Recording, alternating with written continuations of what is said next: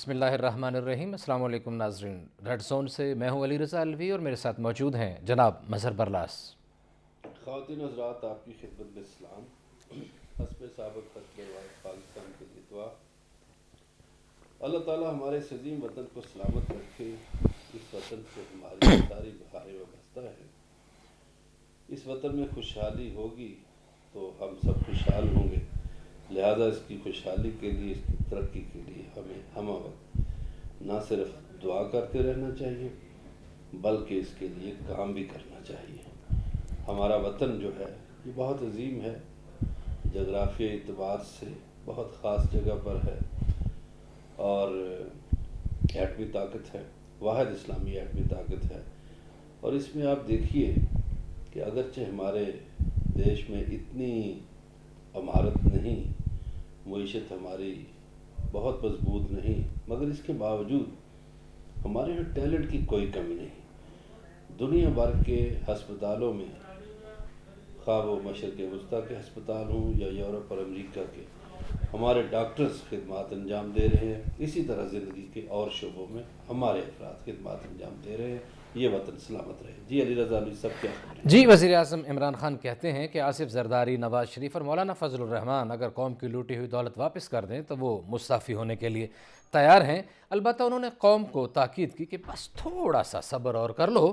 مجھے علم ہے کہ مہنگائی بہت تکلیف دہ ہے اور ڈالر مہنگا ہونے کی وجہ سے مہنگائی بڑھتی ہے، لیکن عوام حوصلہ رکھیں، ایک نہ ایک دن مسئلے سارے حل کے حل ہو جائیں گے، ایک دن اچھا وقت ضرور آئے گا۔ انہوں نے سوال کیا کہ مولانا فضل الرحمان بتانا پسند کریں گے کہ لیبیا کا پیسہ انہوں نے لیا یا نہیں لیا۔ انہوں نے کہا کیا نواز شریف یہ بتانا پسند کریں گے کہ انہوں نے اسامہ بن لادن سے پیسہ لیا تھا یا نہیں لیا تھا۔ انہوں نے اپنے خلاف جہانگیر ترین کے حوالے سے استعمال ہونے والی اصطلاح ATM بھی استعمال کی نون لیگ کے لیے، اور کہا کہ لاہور کے کھوکھر برادران نون لیگ کے لیے ATM کا درجہ رکھتے ہیں۔ پھر کشمالہ طارق مانسہرہ سے نوکری کی تلاش میں آنے والے اسلام آباد آنے والے 4 نوجوان دوستوں کی لاشوں کا تحفہ انہوں نے ان کے گھروں میں بھجوا دیا ہے۔ ان نوجوان بچوں کو نوکری تو نہ مل سکی، لیکن ان کے والدین کو اپنے بچوں کی لاشیں مل گئیں، کیونکہ وہ بچے ANF کا ٹیسٹ دینے کے لیے اسلام آباد آئے تھے۔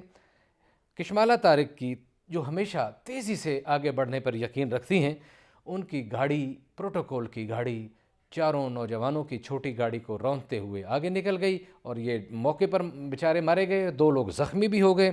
اور مزے کی بات یہ ہے، سنا ہے کہ گاڑی میں موصوفہ خود تشریف فرما نہیں تھیں، ان کے شوہر نامدار اور صاحبزادہ ذی وقار گاڑی کا پروٹوکول انجوائے کر رہے تھے۔ اس پہ بھی بات کریں گے۔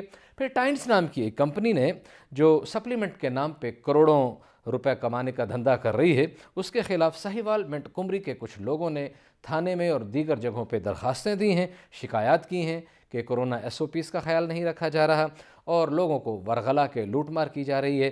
اس صورتحال کا بھی جائزہ لیں گے اور پروگرام کے آخری حصے میں مقبوضہ کشمیر میں ظلم و ستم، بھارت کے اندر ظلم و ستم، اور پھر یوم یکجہتی کشمیر کے حوالے سے جو تیاریاں ہو رہی ہیں اس پر بات کریں گے، اور اس میں ہمارے ساتھ ایک کشمیری رہنما بھی جو ہیں ٹیلی فون لائن پہ موجود ہوں گے، ان سے بھی بات کریں گے۔ لیکن فی الحال بڑھتے ہیں مظہر برلاس صاحب کی طرف اور بات شروع کرتے ہیں کہ مولانا جناب فضل الرحمان صاحب سے بھی پیسے بتائے واپس کر دیں، زرداری صاحب بھی پیسے واپس کر دیں، نواز شریف صاحب بھی اگر پیسے واپس کر دیں تو عمران خان کہتے ہیں میں جانے کو تیار ہوں۔ واہ! دیکھیے، ہم پروگرام میں بہت دفعہ کہہ چکے ہیں کہ عمران خان کو جتنا سادہ سمجھا جاتا ہے اتنے سادہ ہے نہیں، بڑے ہوشیار، چالاک ہیں، ذہین ہیں۔ جی جی اب انہوں نے ایک ایسا پتہ کھیلا ہے جی کہ ان کو پتہ ہے نہ یہ پیسے جمع کرائیں گے جی، تو نہ استعفیٰ دینا پڑے گا۔ کوئی شک نہیں ہے۔ استعفے کی شرط انہوں نے یہ رکھ دی ہے کہ جناب قوم کا لوٹا ہوا پیسہ واپس کریں۔ وہ ایک معروف اصطلاح 9 من تیل ہوگا نہ رادھا ناچے گی۔ تو آپ کو پتہ ہے کہ جو شریف فیملی ہے وہ تو کرنسی بھی وہ استعمال کرتی ہے، اس کی مثالیں دیتی ہے۔ ایک کہتا ہے کہ ایک دھیلے کی کرپشن نہیں ثابت ہو سکتی، بلکہ ایک بیان ان کا چھپا میاں شہباز شریف صاحب کا جی کہ یہ قیامت تک لگے رہے میری کرپشن نہیں پکڑ سکتے، یعنی ان کو اپنی کرپشن کے حربوں پر اتنا اعتبار ہے، اتنا اعتماد ہے، اور وہ کہتے ہیں میں نے دھیلے کی کرپشن نہیں کی۔ اچھا، وہ جو میاں نواز شریف صاحب ہیں وہ کہتے ہیں کوڑی کی کرپشن نہیں کی۔ یعنی یہ وہ اصطلاحیں ہیں کرنسی کے حوالے سے جو نہ دھیلے کی، نہ ٹکے کی، نہ آنے کی، نہ کوڑی کی. کچھ دیکھیے ٹکا اور آنا تو رہے، اور کوڑی اور یہ جو دھیلا ہے یہ تو اصطلاحیں مغل دور میں استعمال ہوتی تھیں، وہ اصطلاحیں انہوں نے نکال کر رکھی ہیں کہ ہاں جی روپے کی کرپشن تو ہوئی ہے، دھیلے کی نہیں ہوئی. ڈالر کی ضرور ہوئی ہے، دھیلے کی نہیں ہوئی. تو پاکستان میں دیکھیے سب سے بڑا المیہ یہی ہے کہ جو وائٹ کالر کرائم ہے وہ بہت کرتے ہیں یہ لوگ، اور جو بھی کرپٹ آدمی ہے وہ مانتا ہی نہیں کہ میں نے کرپشن کی ہے. تو خان صاحب بڑے سادگی سے انہوں نے کہا ہے کہ جی پیسے واپس کر دیں. وہ بابا وہ تو یہی نہیں مانتے کہ ہم کرپٹ ہیں، پیسے کہاں سے واپس کریں گے؟ اچھا وہ واپس نہیں کریں گے. اچھا مجھے لگتا ہے پتہ نہیں کیوں مظہر برلا صاحب، یا پھر میری زیادہ سادگی ہے، کہ مجھے لگتا ہے کیونکہ ان کو عمران خان کے استعفوں کی بہت زیادہ طلب ہے. پھر 31 جنوری کی انہوں نے ڈیڈ لائنز بھی دی تھیں، وہ بھی گزر گئی ہے، اور سوشل میڈیا پہ جو ان کی ہو رہی ہے سبحان اللہ کیا کہیے. تو اس کے بعد میرا خیال ہے کہ یہ شاید اپنے استعفے طلب کرنے کے لیے وہ کوئی لوٹی ہوئی دولت میں سے کچھ دے دیں. پہلے بھی تو ہوتا رہا ہے نا، کچھ لوگوں نے جنہوں نے کئی ارب لوٹے، کچھ ارب لوٹا کے صاف ہو گئے، نیک ہو گئے، پاک ہو گئے. نہ یہ نہیں دیں گے. اچھا بالکل نہیں. ان کی فلاسفی یہ ہے کہ چمڑی جائے پر دمڑی نہ جائے. اچھا یہ نہیں پیسہ دیں گے بھائی. انہوں نے جو لوٹا ہوا ہے ابھی تک یہ نیب کی آنکھوں میں، دوسرے اداروں کی آنکھوں میں دھول جھونک رہے ہیں، یہ نہیں دیں گے. اچھا پیسے شیسے والا چکر پیسے آپ والا بھول کوئی جائیں. چکر نہیں ہے. ہاں استعفیٰ کیا 6 استعفے بھی نہیں کوئی پھر دینے کا اس کا وعدہ یہ کرے. مطلب ہے تو پھر جو ہمارے جیسے سیاست کے سادہ سے طالب علم ہیں یا صحافت کے، تو وہ یہ سمجھیں کہ یہ استعفیٰ مانگنے کے لیے بھی کوئی بہت زیادہ سنجیدہ نہیں ہے، بس ہمیں انہوں نے بزی رکھا. میرا خیال ہے مصروف ہی رکھا ہوا ہے لوگوں کو. اچھا اگر سنجیدہ ہوتے تو پیپلز پارٹی کے پاس سندھ اسمبلی ہے، اگر ایک اسمبلی آپ توڑ دیں تو سینٹ کا الیکشن ہی نہیں ہو سکتا، الیکٹورل کالج مکمل نہیں ہوتا. مگر چونکہ یہ سنجیدہ ہی نہیں ہے، پہلے یہ کہتے تھے ہم استعفے دیں گے، وہ نہیں دیے. پھر یہ کہتے تھے کہ جی وہ ضمنی الیکشن نہیں ہم نے لڑنے، وہ بھی شروع ہو گئے. پھر یہ کہتے تھے سینٹ الیکشن نہیں لڑنے، وہ بھی سب لڑ رہے ہیں. تو کسی ایک بات پر تو قائم نہیں رہتے. صحیح. جو لوگ اپنی باتوں پر قائم نہیں رہتے، کیا وہ خان صاحب کے اس سادگی سے کہے گئے جملے کا مان رکھیں گے؟ وہ قوم کا پیسہ جمع کرائیں گے؟ نہیں کروائیں گے. بالکل نہیں کروائیں نہیں گے. کروائیں گے. عمران خان ڈبل پیشکش بھی کریں تو نہیں کروائیں گے. وہ کہتے ہیں، انہوں نے تو کہہ دیا نا کہ میں آج گھر جانے کے لیے تیار ہوں. اچھا وہ یہ جو فارن فنڈنگ کی بات ہے، مولانا فضل الرحمان نے کوئی واقعی فارن فنڈنگ لی تھی؟ کہتے ہیں لیبیا سے بہت پیسہ لیا تھا، اور پھر انہوں نے کہا کہ یہ نواز شریف نے اسامہ بن لادن سے. رپورٹس تو بہت ہوئیں، ویسے آپ کا تجربہ کیا کہتا ہے؟ دیکھیے مبینہ طور پر ہمیں یہ پتہ چلتا ہے کہ مولانا صاحب جو ہیں وہ عراق سے بھی پیسے لیتے رہے. اچھا صدام کے زمانے میں. اور عراق سے پیسے لینے والوں میں نورانی میاں بھی شامل تھے. اچھا. ان کے صاحبزادے آپ کو پتہ بڑی تقریریں کرتے ہیں. پھر مولانا صاحب لیبیا سے بھی پیسے لیتے رہے. یہ مبینہ طور پر یہ کن ایک مقاصد کے لیے پیسہ آتا تھا؟ یہ بظاہر مدرسوں کی خدمت کے لیے آتا تھا. ایک اور جو چکر ہے کہ جو عراق سے پیسے لیے اور لیبیا سے یہ سیف الاسلام نے کہیں، جو قذافی کے صاحبزادے تھے، انہوں نے کہیں ڈسکس کی کہ ہم سے یہ پیسے لے جاتے ہیں کہ ہم مزارات کی دیکھ بھال کریں گے. اچھا اب ان کا جو سیکٹ ہے وہ تو مزارات کی طرف جاتا نہیں، تو دیکھ بھال کیسی ہو گئی؟ وہ ان میں تو ایک بہت دفعہ سارے آپ کو یاد انتہا ہے کہ پسند طبقات ہیں، وہ تو مزارات کو بموں سے اڑاتے ہیں. آپ کو یاد ہے ایک دفعہ دبئی میں بھی مولانا صاحب کو روک لیا گیا تھا. اب جو سعودی عرب ہے وہ نواز شریف صاحب پر مہربان رہا، اسامہ بن لادن سے بھی پیسے وہ لیتے رہے، اور ویسے بھی سعودی عرب سے پیسے آ جاتے ہیں. ان کو پتہ نہیں جتوانا وہ کیوں ضروری سمجھتے ہیں. سعودی عرب کے کہنے پر کئی ٹکٹ بھی نواز شریف نے دیے. اور سنا ہے کہ سعودی عرب کے کہنے پر کئی حلف اٹھاتے ہوئے وزراء کو ایک دم کہہ دیا کہ اپنی شیروانی واسکٹ وغیرہ سائڈ پہ جھاڑ پھونچ کے پھر پیک کر کے رکھ دیجئے گا، آپ نے بھی استعفیٰ، آپ نے نہیں حلف اٹھانا، اب کوئی اور اٹھائے گا. ہاں جی، ایک آپ کو پتہ ایک وزیر صاحب تھے بہاولپور کے، ادھر ہی میرا اشارہ تھا. ٹھیک ہے، ان کو حلف نہیں اٹھانے دیا. یا پھر ایک ریکٹر تھے اسلامی یونیورسٹی میں، فتح محمد ملک صاحب، ان کا نام لے لیتے ہیں، جی ہاں. تو ان کو ہٹوایا گیا چونکہ انہوں نے کوئی جمہوریت پہ تقریر کر دی تھی یا کروا دی تھی، کوئی سیمینار کروا دیا تھا، تو ان کو ہٹوا دیا گیا. یعنی ہماری قومی سیاست میں سعودی عرب اتنا اثر انداز ہوتا ہے. بالکل اثر انداز ہوتا ہے جی، اثر ان کا بڑھ چکا ہے کافی، اور اس دور میں کم ہو رہا ہے، کم بہت ہو بھی گیا ہے. لیکن گزارش یہ ہے کہ اسامہ بن لادن والے پیسے، پھر آپ کو پتہ ہے اصغر خان ایک کیس لے کر گئے تھے جو انہوں نے مہران بینک سے کہ کس بینک سے لیے تھے، وہ حمید اصغر قدوائی بھی اس میں شامل تھے. صحیح. تو پیسے تو ہماری پارٹیاں لیتی رہی ہیں. اچھا اب ایک اصغر خان کیس والے حوالے سے ایک جملہ متعارضہ آ گیا، کسی آپ جیسے دانشور نے کالم لکھا، اگلے دن میں آپ کو پڑھ رہا تھا، وہ کہہ رہے تھے اصغر خان کیس میں پیسے تو بہت سونے لیے، بہت سونے لیے، لیکن نام یہ 2 4 6 10 ہی ہم گنتے ہیں اور ان کو بدنام کیا گیا ہے، باقیوں کے نام کیوں نہیں کیے لیے جاتے؟ بالکل ایسے ہی جیسے پاناما میں بھی بہت سارے لوگ تھے لیکن نام کچا دیکھ کر لیا جاتا ہے. یہ فرق کیوں ہوتا ہے؟ انصاف کیوں نہیں ہو پاتا اس میں؟ نہیں، اس میں دیکھیے آپ کا میڈیا بھی قصوروار ہے. کیوں، کیسے قصوروار ہے؟ میڈیا جو ہے وہ مشہور ناموں کو آگے رکھتا ہے، ٹھیک ہے. باقی جو لوگ غیر معروف ہوتے ہیں ان کا تذکرہ ہی نہیں کیا جاتا، حالانکہ بے شک انہوں نے لوٹ مار زیادہ کی ہو غیر معروف لوگوں نے. صحیح ہے. یہ مجھے ایک دفعہ مولانا فضل الرحمان نے ایک بات کی، انہوں نے کہا کہ ایک بندہ ہے فضل کریم نام کا، بیوروکریٹ ہے، وہ 6 کروڑ کھا جائے کسی کو کوئی پرواہ نہیں، لیکن اگر یہ خبر دی جائے کہ مولانا فضل الرحمان داسر پہ ہڑپ کر گئے تو یہ سارے اخباروں میں چلے گی. تو یہ اس میں شہرت کا بھی بڑا دخل ہے. اور وہ ایک زمانہ تھا نا جب اس طرح کے مال سے گھر بنوایا جاتا تھا تو اس کے اوپر موٹا سا لکھا جاتا تھا ھذا من فضل ربی.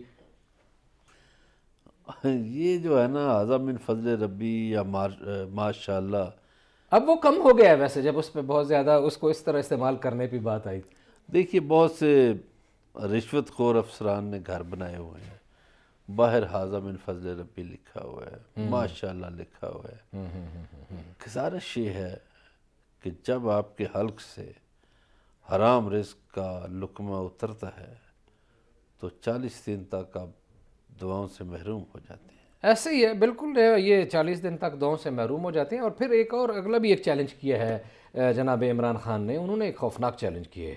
انہوں نے کہا ہے کہ فارن فنڈنگ کیس میں نے تو اپنے 40,000 ڈونرز کی تفصیلات دے دی ہیں، میں انہیں چیلنج کرتا ہوں یہ اپنے 100 ڈونرز کی تفصیلات دے دیں. بھئی خان صاحب کے پاس کوئی نہ کوئی چیز تو ہے نا. پچھلے دنوں بھی انہوں نے کہا تھا کہ ٹی وی پر دکھایا جائے، وہ تو الیکشن کمیشن نے کہا کہ جی نہیں ٹی وی پر ہم نہیں دکھا سکتے، لیکن الیکشن کمیشن نے جو کمال کیا وہ بھی بڑا عجیب ہے. پارٹیاں گئی تھی پی ٹی آئی کے خلاف کہ جناب یہ ذرا آڈٹ کریں اور فارن فنڈنگ کا حساب کریں. الیکشن کمیشن نے کہا نہیں، باقی 15 پارٹیاں بھی لے آئیں اپنا کھاتا. باقی 15 پارٹیاں بھی لے آئیں. اور یہ تو گفتگو کا پہلا مرحلہ تھا جس میں وزیر اعظم عمران خان نے اپنی گفتگو کے ذریعے اپوزیشن کو ٹف ٹائم دینے کی کوشش کی. اگلے مرحلے میں ہم وزیر اعظم عمران خان کی گفتگو کے اس پہلو پر بات کریں گے جس میں انہوں نے ہمیں اور تھوڑا صبر کرنے کی تلقین کی ہے. کتنا صبر کیا جائے اور کہاں تک کیا جائے اس پہ بات کریں گے. رہیے گا ہمارے ساتھ، ملتے ہیں ایک بریک کے بعد.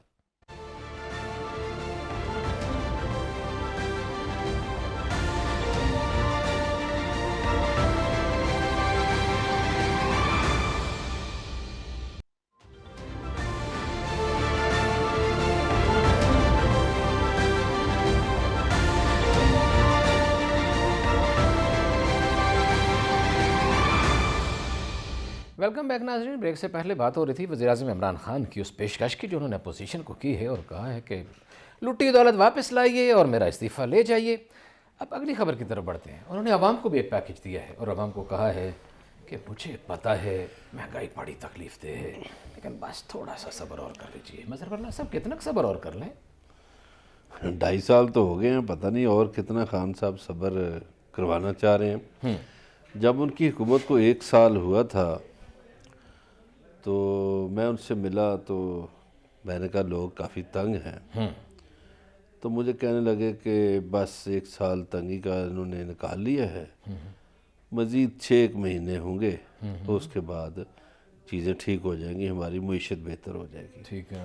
اب ان کے جو دعوے ہیں یا ان کی جو معاشی ٹیم ہے اس کے جو دعوے ہیں اس کے مطابق تو معیشت بہتر ہو رہی ہے، مگر لوگ تو اس وقت معیشت کی بہتری مانیں گے جب وہ اثرات لوگوں پر مرتب ہوں قبلہ گے۔ یہ اعداد و شمار کا خوبصورت گورکھ دھندا جو ہے وہ اب لوگ نہیں مانتے ہیں جو دکھایا جاتا ہے۔ ہاں نہیں، گزارش تو یہ ہے کہ جب لوگوں پر اثرات مرتب ہوں گے پھر ہی مانیں گے۔ اچھا، کسی بھی حکومت کی کامیابی یا ناکامی کا جو معیار ہے وہ یہی ہے کہ عام آدمی کتنا خوش ہے یا کتنا دکھی ہے۔ تو فی الحال تو یہ ہے کہ عام آدمی خوش نہیں ہے، اسے مہنگائی کا سامنا ہے۔ اب 2 روز پہلے ان کے جو پلاننگ کے وزیر ہیں اسد عمر صاحب، ان کا ایک سٹیٹمنٹ تھا جی مہنگائی کنٹرول ہو گئی ہے۔ اچھا، یہ قیمتیں اب جو بڑھ چکی تھی اس کو مزید نہ بڑھنا جو ہے اس کو کہہ رہے ہیں کنٹرول ہو گئی ہے، لیکن گزارش یہ ہے کہ قیمتیں تو پہلے ہی بہت زیادہ ہیں۔ یا آپ تو جب آئے تھے اتنی تب کی قیمتیں دیکھ لیجئے اور آج کہاں پہنچ گئی ہیں ان کو دیکھ لیجئے اور جائزہ لے لیجئے۔ کم کر دیں۔ اب کل ہم نے ایک بات کی تھی کہ کسان جو ہے وہ خوش ہے، لیکن گزارش یہ ہے کہ آپ کی 40% آبادی شہروں میں ہے۔ شہروں کو آپ اگر سستا آٹا نہیں دے سکتے، دالیں نہیں دے سکتے، چاول نہیں دے سکتے، اور پھر شہر سے آوازیں بلند تو ہوں گی کہ مہنگائی ہے، تو مہنگائی کو کنٹرول کرنے کے لیے ایک تو ان کی پرائس کنٹرول کمیٹیاں نہیں ہیں۔ تو اکثر ہم بات کرتے ہیں کہ اس حکومت کا سب سے جو بڑا مسئلہ ہے وہ یہ ہے کہ یہ حکومت عمل درآمد نہیں کروا پاتی، یعنی اعلان کر دیتے ہیں، عمل درآمد اس پر نہیں احکامات ہوتا۔ بہت ہیں، عمل درآمد کوئی نہیں ہے۔ بالکل ایسے یہ بڑی تو خوفناک اب وہ صورت ہے۔ 2.5 سال بعد بھی اگر کہہ رہے ہیں کہ جناب تھوڑا سا صبر کریں، تو پھر وہ غالب کا ایک مصرع یاد آتا ہے کہ خاک ہو جائیں گے ہم تم کو خبر ہونے تک۔ تو خدا را آپ پاکستان کے حکمران ہیں، آپ کو سوچنا چاہیے کہ آپ کے لوگ تنگی کا شکار ہیں، اور آپ ان کی تنگی کو دور کرنے کے لیے کیا کر رہے ہیں، آپ کو یہ بالکل سوچنا ایسے چاہیے۔ اگلی خبر کی طرف بڑھنا ہے جی۔ کشمالہ طارق صاحبہ کی گاڑی نے 4 نوجوانوں کو کچل دیا، بیچارے مانسہرہ سے آئے تھے، یا نیف کے آج کل بھرتیاں شرطیاں ہو رہی ہیں کوئی، تو اس کا انٹرویو دینے کے لیے آئے تھے اسلام آباد میں، اور پروٹوکول کی گاڑیاں وہ جناب لے کے گئیں، موقع پہ مارے گئے 4 بندے، 2 بندے زخمی ہو گئے۔ ایک تو یہ ہے کہ ہم اپنے چینل کی طرف سے مرنے والوں کے اہل خانہ کے ساتھ تعزیت تعزیت کا اظہار کرتے ہیں۔ اللہ تعالیٰ ان کی اگلی منزلیں آسان کرے۔ دکھ یہ ہے کہ وہ بیچارے روزگار کی تلاش میں آئے تھے اور ان کے گھروں میں لاشیں چلے اور ان کے گھروں اہل میں خانہ پہ لاشیں کیا چلی گزری گئیں۔ ہوگی، جب ماؤں کی دعائیں لے کے ماؤں کے پاؤں چھو کے بچے جب نکلے ہوں گے کل رات کو یا صبح کے وقت، اور کہ ماں دعا کرنا مجھے نوکری مل جائے، میں اسلام آباد جا رہا ہوں، اور لاشیں گھر چلے یہ گئے۔ آپ دیکھیے کہ یہ جو ہمارے پروٹوکول کی گاڑیاں ہوتی ہیں، میں کئی دفعہ دیکھتا ہوں ہٹ جو پھڑو، جا رہا ہے۔ وہ یار آپ انسان ہی ہیں، کیا آپ کو پروٹوکول کی؟ آپ کو یاد لیکن ہوگا مظہر برلا صاحب وزیر اعظم تو بہت پروٹوکول کے خلاف بولا کرتے تھے، کہتے تھے یہ ختم ہونا چاہیے، یہ وہ، تو اب ان کی چلے وزیر اعظم کو سیکیورٹی کے مسائل ہوں گے، تو اس میں ہر کسی کو بھی سیکیورٹی کے ادھر مسائل ہیں، کتنے کے مسائل ہیں؟ آپ دیکھیے وہ جو خواتین کے حوالے سے کشمالہ جو ہیں اس کی چیئرپرسن ہیں، تو وہ ایک جج کی حیثیت سے جیسے کام کر رہی ہیں، ظاہر ہے ان کو پروٹوکول بھی ملتا ہے اور تنخواہ بھی اسی حساب سے ملتی ہے، لیکن اس کا یہ مطلب نہیں کہ آپ لوگوں کو مار دیں، لوگوں پہ گاڑیاں چڑھا دیں۔ آپ کو یاد ہوگا کہ جب میاں نواز شریف اسلام آباد سے گئے تھے لاہور بڑی تحریک لے کر، تو لالا موسیٰ میں ایک بچہ نیچے آ گیا تھا پروٹوکول کی گاڑیوں میں۔ تو اسی طرح اور بھی یہ پاکستان میں ایک صوبائی وزیر نے ایک پولیس اہلکار کو گاڑی کے نیچے دے دی، مطلب پرواہ کوئی چکر نہیں ہے، وہ غریب کے ساتھ پرواہ نہیں ہے، ہمدرد نہیں ہے، غریب اس ملک میں انسان نہیں ہے گویا۔ طاقت کے نشے میں یہ غریب لوگوں کو انسان نہیں سمجھتے، بلکہ ایسے جیسے کوئی اور مبینہ طور پرندہ پر ہو. خبر یہ ہے، ہم اس کی تصدیق تو یا تائید تو وہ کشمالہ کریں گی یا کوئی اور کرے گا، کہ گاڑی میں وہ موصوفہ خود موجود نہیں تھیں، اس پروٹوکول کو ان کا بیٹا اور ان کا ہسبینڈ انجوائے کر رہے تھے۔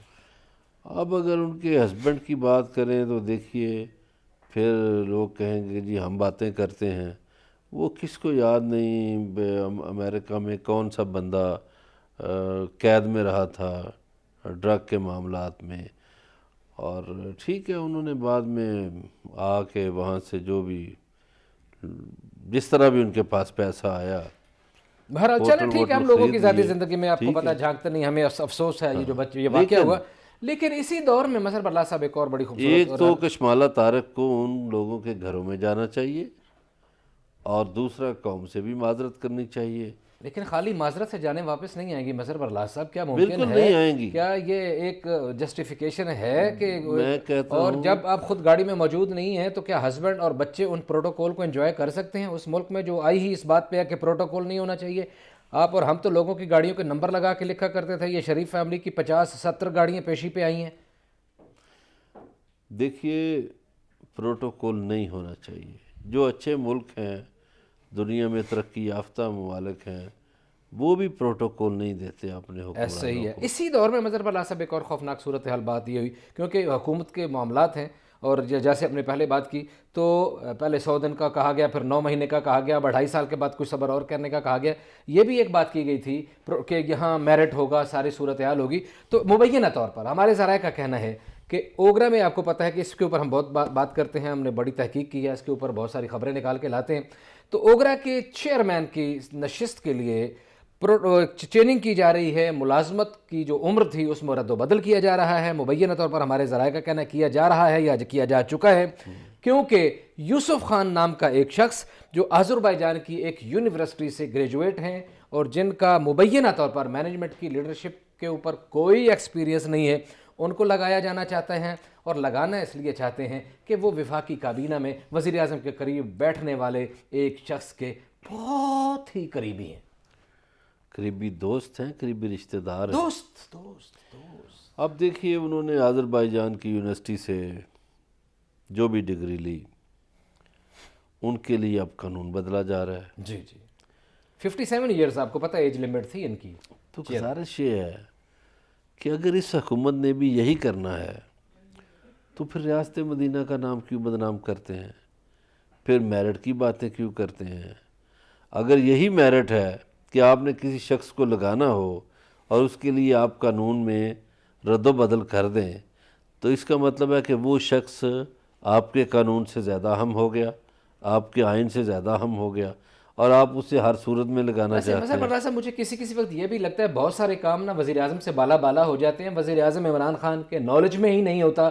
ایک خبر ہم کل بریک کریں گے اس حوالے سے کہ وزیر اعظم کو کس طرح چونا لگایا کیبنٹ میں بیٹھے ہوئے لوگوں نے، اور وزیر اعظم کے نالج میں بھی نہیں تھا. وہ محکمہ صحت کے حوالے سے کوئی بات انشاءاللہ کل ہم کریں گے. ہمارے ناظرین نے اگر پروگرام دیکھا کہ وہ کیا ہوا اور کس طرح وزیر اعظم کو دھوکہ دیا گیا، وزیر اعظم کے خواب و خیال میں نہیں ہے. لیکن جب ہم بات کریں گے تو ظاہر ہے بات تو وہ وزیر اعظم پہ بھی کرٹیسزم ہوتی ہے. بالکل. اس معاملے پہ بھی وزیر اعظم عمران خان صاحب کو نوٹس لینا چاہیے کہ ایک جو قانون تھا مروجہ کیوں تبدیل کیا، کس نے کیا، اور جب ان کے سامنے نام آئے کیبنٹ میں تو اسے مسترد کریں. بالکل ایسا ہونا چاہیے. ایک اور خبر آئی ہے جی کہ آپ کے ناظرین کو، کیونکہ ہم نے اجازت دی ہوئی ہے کہ آپ کو جو مسئلے مسائل ہوں ہم سے وہ شیئر کریں. کوئی ٹائمز نام کی ایک کمپنی ہے، اس کے حوالے سے ساہیوال میں ڈی سی ساہیوال کو درخواست دی گئی ہے اور متعلقہ تھانے میں بھی درخواستیں دی گئی ہیں. یہ بہت سارا پلندہ میرے سامنے پڑا ہے. درخواست دینے والوں کا موقف یہ ہے کہ ایک جعلی کیلشیمز کے نام پہ لوگوں کو پھنسایا جاتا ہے. یہ کہا جاتا ہے کہ یہ فوڈ سپلیمنٹ ہیں، یہ کیلشیمز ہیں، یہ کھائیے. بڑی دھواں دھار تقریریں کر کے لوگوں کو بیوقوف بنایا جاتا ہے. جاب کا لالچ دیا جاتا ہے، اور جو لوگ سمجھتے ہیں کہ ہمیں جاب ملی ہے اور ہم نے آگے سے کمانا ہے، بنیادی طور پر اصل میں وہ خود لٹ رہے ہوتے ہیں اور وہ اپنی جیب سے وہ پیسہ ادا کرتے ہیں جو ان کو پتہ نہیں قسمت ہے ملے یا نہ ملے. یہ ایک لوٹ مار کا بڑا خوفناک دھندا ہے. اس پہ ایک آدھ منٹ کی کامنٹ کر دیجئے، مجھے بریک کے لیے کہا جا رہا ہے. دیکھیے لوٹ مار کے تو ہم خلاف ہیں. لوٹ مار کے دھندے جہاں بھی ہیں ختم ہونے چاہیے. وہ کہیں پر بھی ہوں، کسی حصے میں بھی ہوں، کسی ڈپارٹمنٹ میں بھی ہوں، کسی جگہ پر بھی ہوں. لوٹ مار ختم ہونی چاہیے. لوٹ مار ختم ہونی چاہیے، چاہے جس شکل میں بھی ہو، بالکل نہیں ہونی چاہیے. اور تبھی تو اگر لوگوں کو انصاف ملے گا، لوٹ مار ختم ہوگی، مساوات ہوگی، انصاف ہوگا، تو معاشرے میں امن اور سکون آئے گا. بات چیت کا سلسلہ جاری ہے، ہمارے ساتھ رہیے گا. ملتے ہیں بریک کے بعد.